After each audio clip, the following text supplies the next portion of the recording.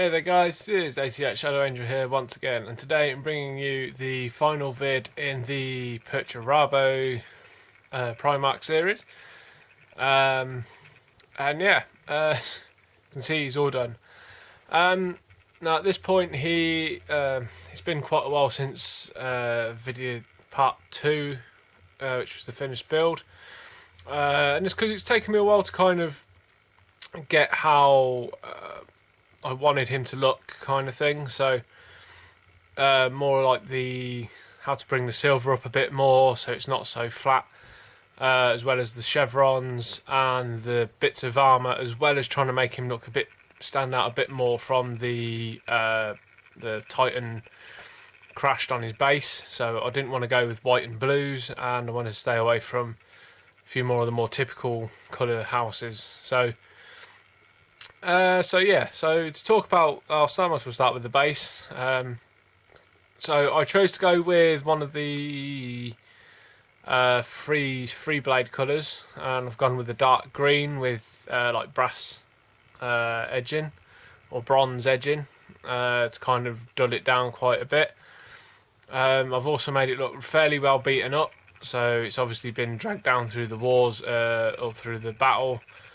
And then just for good measure, the pilot has been splattered with the Forge Father hammer, because I didn't want Perturabo to be holding the hammer, so it basically didn't clash with Ferrus Manus, who's obviously holding the same hammer. But all in all, it's come across looking really well. As you can see, just in the pilot's cab, I've added a few blood effects just to gore that up a bit and to give the base its own somewhat focal point.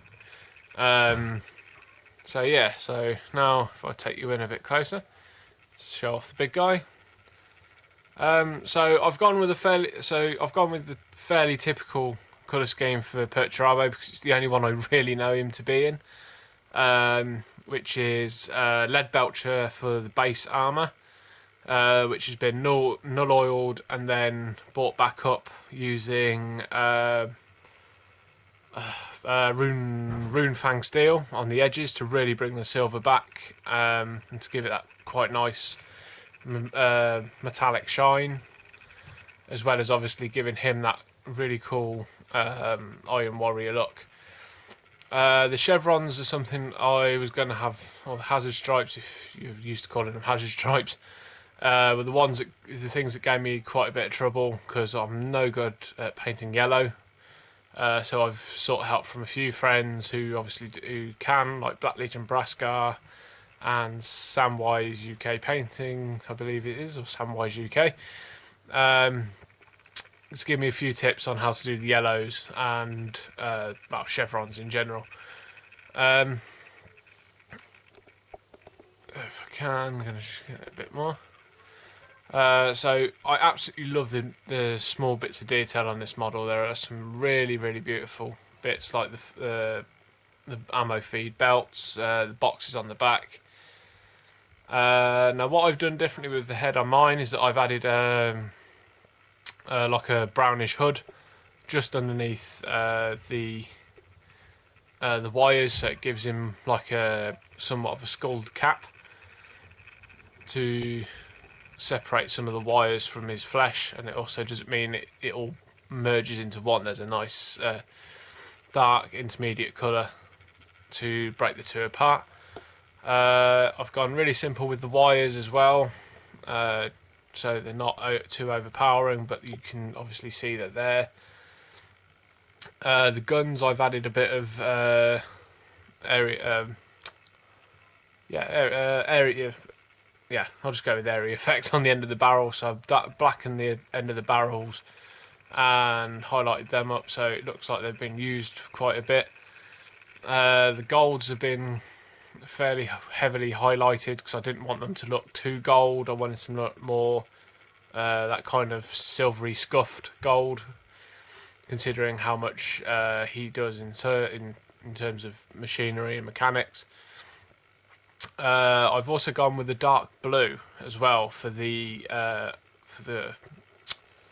guard and knee pads, because I wanted something that broke up the typical Iron Warrior colours, but also set him apart. But they didn't stand out too much as well. So all in all, I think he's come together really nicely, and it's another fantastic job by Forge World in terms of moulding and modelling.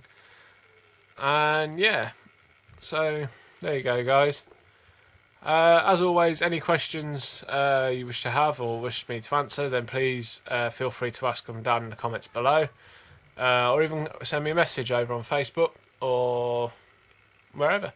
Instagram as well. I'm also on Instagram. Search at 88 Shadow Angel, and you should find me. If you know my work, you'll find me. And yeah, so that's about it.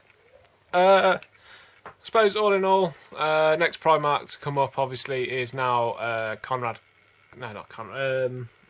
Corvus Corax, who I can't wait to see at least some proper pictures for, and then I can start seeing about ideas of how I want to do him, and then hopefully get him.